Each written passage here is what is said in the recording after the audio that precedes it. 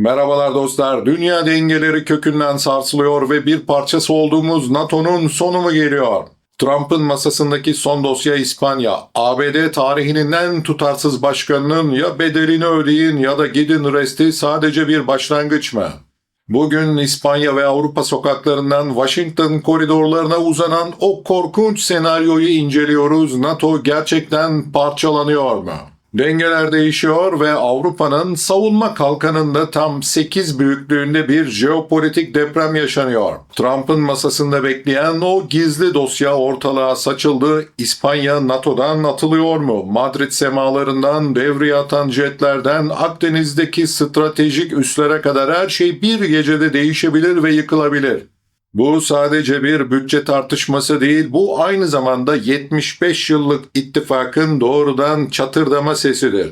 Bugün hep birlikte gözlerimizin önünde NATO'nun neden parçalandığını, Avrupa Birliği'nin kurduğu o hayali ordunun daha nasıl kurulmadan kaosa sürüklendiğini ve çok daha önemlisi bu askeri depremin Türkiye'yi nasıl sarsacağını ve nasıl bir pozisyona taşıyacağını bütün şok detaylarıyla otopsi masamıza yatırıyoruz. Gerçekten yeni dünya düzeninin askeri haritası tekrar çiziliyor, artçıl şoklar peş peşe yaşanıyor. Trump'ın garip söylemlerinin gittikçe tutarsızlaşması ve de sertleşmesi Atlas Okyanusu'nun her iki yakasında da daha önce görülmemiş büyük bir savunma krizini tetikliyor.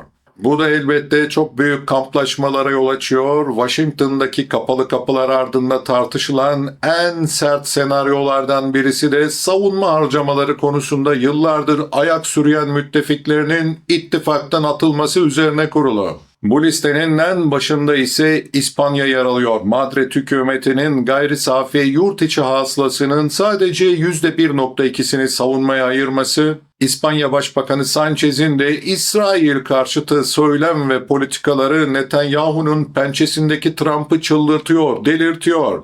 Trump bunu sadece bir ekonomik yetersizlik değil, doğrudan NATO'ya bir güvenlik ihaneti olarak adlandırıyor. BBC'nin ulaştığı stratejik analizlere göre de Amerika Birleşik Devletleri'nin NATO üzerindeki koruyucu şemsiyesini bir abonelik sistemine dönüştürme arzusu, Madrid göklerinde devreye atan jetlerin yakıtından Akdeniz'in kalbindeki askeri üslere kadar her şeyi çok büyük bir krize sürüklüyor. İspanya'nın NATO'dan olası bir atılması ya da savunma bağlarının kesilmesi sadece bir ülkenin cezalandırılması değil, 75 yıllık ittifakın temel taşı olan birimiz hepimiz için ilkesinin resmen çöktüğü ve dağıldığı anlamına geliyor. Yine çok özel bir analizle karşınızdayım. Sizlerden ricam abone olarak, videoyu beğenerek ve kısa da olsa bir yorum yazarak bana destek vermeniz. Yapacağınız her etkileşim son derece değerli. Yapan herkese teşekkürler ve uzatmadan devam edelim. NATO kurulduğu günden bu yana en derin krizlerinden birisini yaşıyor ve başta Avrupa olmak üzere tüm dünya bu askeri ittifakın içine düştüğü trajediyi endişeyle izliyor. İttifakın omurgasında hissedilen bu sarsıntının en somut ve gözle görünür etkileri ise büyük olasılıkla İspanya topraklarında. NATO'nun güney kanadı için hayati önem taşıyan stratejik üslerde kendisini gösterecek, etkisini hissettirecek. Rota deniz üssü ve Moron hava üssü Pentagon'un Akdeniz, Kuzey Afrika ve Orta Doğu'daki operasyonları için vazgeçilmez iki kale konumunda bulunuyor. İspanya'nın sahip olduğu bu üsler sadece askeri lojistik açısından değil, aynı zamanda çok büyük bir istihbarat toplama, insansız hava araçlarının konuşlandırılması ve hızlı müdahale birliklerinin sevkiyatı açısından da Amerikan ve NATO savunma ağının en kilit taşları arasında gösteriliyor. Ancak şimdi Trump'ın İspanya'ya yönelttiği Madrid bedelini ödemezse gider resti bu üslerin geleceğini ciddi bir belirsizliğe itiyor. Trump'ın bu sert çıkışı aslında uzun süredir NATO içinde biriken gerilimlerin de bir yansıması, dışa patlaması olarak adlandırılabilir. Washington'ın Avrupa'daki müttefiklerinden çok ama çok daha fazla mali katkı ve stratejik uyum istediği herkes tarafından biliniyor. Fakat bu kez hedefte İspanya var ve bunun sonuçları sadece Madrid'le, İspanya ile sınırlı kalmayacak gibi görünüyor, o belli. Eğer Amerikan kuvvetleri bu iki stratejik üsten çekilmek zorunda kalırsa ya da daha kötü bir senaryoda İspanya'nın NATO üyeliği fiilen askıya alınırsa, Akdeniz'in savunma mimarisinde devasa bir boşluk oluşacak. Bu boşluk sadece bölgesel bir güvenlik zafiyeti yaratmakla kalmayacak, aynı zamanda Rusya'nın Akdeniz'deki varlığını arttırması için altın bir tepsi görevi görecek.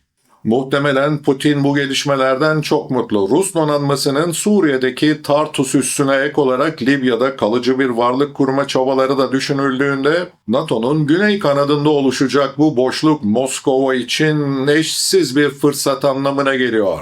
Uzmanlar bu durumun Rusya'ya sadece deniz gücü projeksiyonu açısından değil, aynı zamanda Afrika'daki nüfuz mücadelesinde de çok önemli altın bir avantaj sağlayacağını gösteriyor. İspanya'nın mevcut askeri kapasitesine bakıldığında tablo NATO açısından pek de iç açıcı değil. Madrid F-18 jetlerinden oluşan yaşlanan filosunu yenilemekte oldukça yavaşkanlı davranıyor ve Eurofighter programındaki finansal darboğazlar da giderek daha derinleşiyor, kötüleşiyor. İşte bu durum İspanya'nın Amerikan yardımı ve lojistik desteği olmadan kendi hava sahasını bile etkin bir şekilde koruyamayacağı gerçeğini açıkça ortaya koyuyor. İspanyol savunma yetkilileri uzun süredir bütçe kısıtlamalarından şikayet ederken ABD'nin olası bir çekilmesi halinde bu açığın nasıl kapatılacağı sorusu ise şimdilik yanıtsız. Bu giderek kötüleşen tablo Avrupa Birliği'nin uzun süredir dile getirilen stratejik özellik hayalini de bir zorunluluğa dönüştürüyor. Ancak aynı zamanda birlik içindeki derin çatlakları da daha da gözle görünür bir şekilde ortaya koyuyor. Avrupa Birliği'nin iki lokomotif gücü olarak ilan edilen Fransa ve Almanya, NATO'nun bu çatırdama sinyalleri karşısında adeta panikle hazırlık arasında gidip gelen değişik garip bir ruh hali içindeler. Fransa Cumhurbaşkanı Emmanuel Macron'un birkaç yıl önce yaptığı ve hala unutulmayan, büyük yankı uyandıran NATO'nun beyin ölümü gerçekleşti çıkışı, bugün Trump'ın hamleleriyle birlikte artık bir metafor olmaktan çıkıp somut bir gerçekliğe dönüşme riskiyle karşı karşıya. Macron o dönemde Avrupa'nın kendi savunma mekanizmalarını geliştirmesi gerektiğini vurgulamış, fakat Macron'un bu çağrısı o zamanlar birçok Avrupalı başkent tarafından fazla abartılı bulunmuştu. Macron'u pudra şekeriyle itham etmişlerdi. Şimdi ise aynı liderler Washington'dan gelebilecek herhangi bir geri adımın Avrupa güvenlik mimarisinde yaratacağı koca deliği hesaplamaya çalışıyor. Ancak sorun şu ki Avrupa'nın kendi ordusunu kurma projesi hem finansal hem de askeri komuta zinciri açısından çok büyük bir kaos içinde. Almanya'nın kendi savunma sanayisini ön plana çıkarma çabasıyla Fransa'nın Avrupa genelinde bir askeri liderlik kurma arzusu birliği daha şimdiden büyük bir savunma iç savaşına sürüklüyor.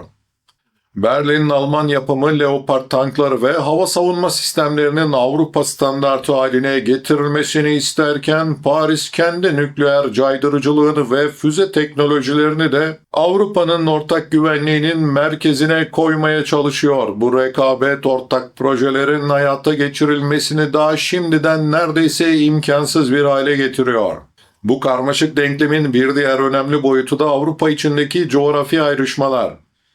Polonya ve Baltık ülkeleri gibi kendinin Rusya tehdidi altında olduğunu söyleyen devletler Washington'a olan bağlılıklarını sürdürmek isterken halklar aynı görüşte değil, ama İspanya, İtalya ve Yunanistan gibi güney ülkeleri de kendilerini giderek daha fazla terk edilmiş hissettiklerini söylüyorlar. Kuzey ve Doğu Avrupa ülkeleri için de asıl tehdit Moskova'dan gelirken güneydeki ülkeler için tehdit tanımı çok daha karmaşık, düzensiz göç, terörizm ve Kuzey Afrika'daki istikrarsızlık sayılabilir. Bu ülkelerin öncelikli güvenlik endişeleri arasında biraz önce saydığım detaylar yer alıyor. Herkesin derdi çok başka. İşte bu durum NATO'nun ortak tehdit algısı üzerine inşa edilen yapısını da haliyle temelinden ayıran gibi sarsıyor. Bu politik fay hattı NATO'nun sadece askeri bir pakt değil, aynı zamanda bir siyasi birlik olma özelliğini de test edip yerle bir etmiş vaziyette. Trump'ın İspanya üzerindeki baskısı bir domino etkisi yaratarak Brüksel'deki NATO karargahı koridorlarında sıra bize ne zaman gelecek sorusunun giderek daha yüksek sesle fısıldanmasına sebep oluyor. Macaristan, Slovakya veya Türkiye gibi ABD ile zaman zaman gerilimler yaşayan sözde diğer müttefikler de aynı baskı mekanizmasıyla karşılaşma ihtimallerini şimdiden hesaplamaya başlamış vaziyette. Bu belirsizlik de doğal olarak ittifak içerisindeki güven duygusunu tuzla buz ediyor.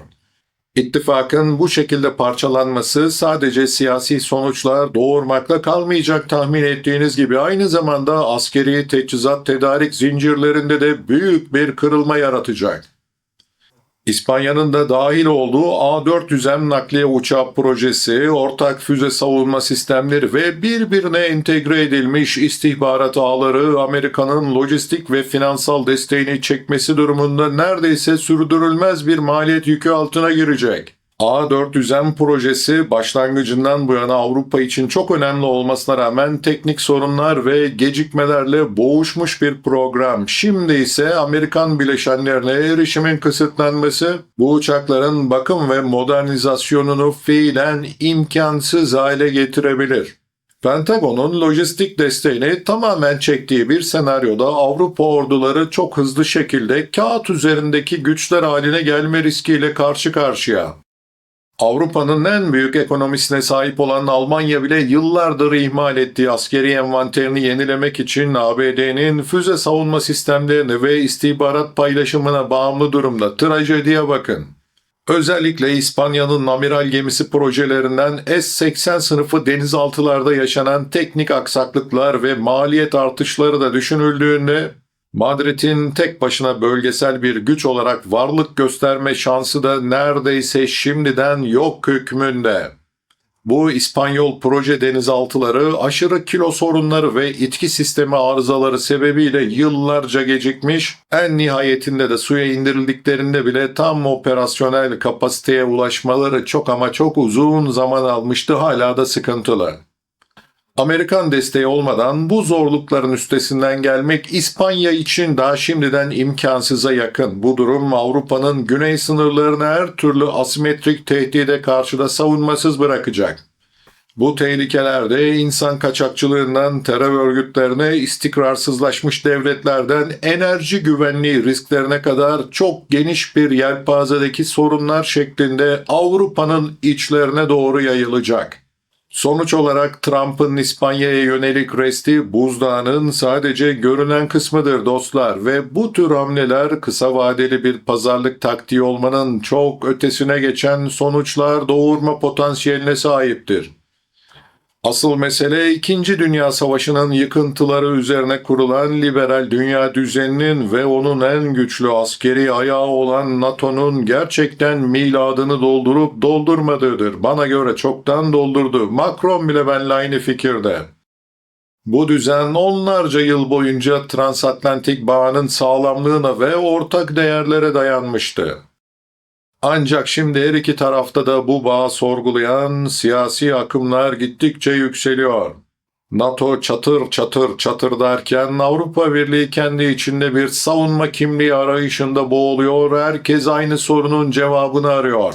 Bu kaos nasıl bitecek ve kazananı kim olacak? Uluslararası ilişkiler uzmanları bu ortamdan en büyük karı çıkaracak aktörlerin büyük güçler değil, bölgesel aktörler olabileceğini belirtiyor.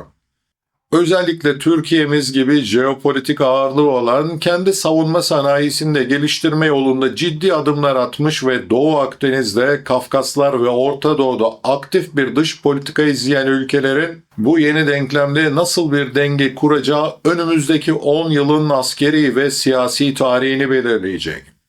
Türkiye bir yandan NATO içinde kalmaya devam ederken diğer yandan Rusya ile geliştirdiği pragmatik ilişkiler ve Katar ve Libya ile imzaladığı askeri işbirliği anlaşmalarıyla yeni bir çok kutuplu dünyanın mimarlarından biri olma potansiyelini gerçekten gösteriyor. Madrid'den yükselen NATO dumanları aslında tüm Avrupa'nın savunma kalesinin yandığının ilk büyük işareti olabilir. Yaşlı kıta kendisini bekleyen bu belirsiz ve tehlikeli geleceğe hazır mı?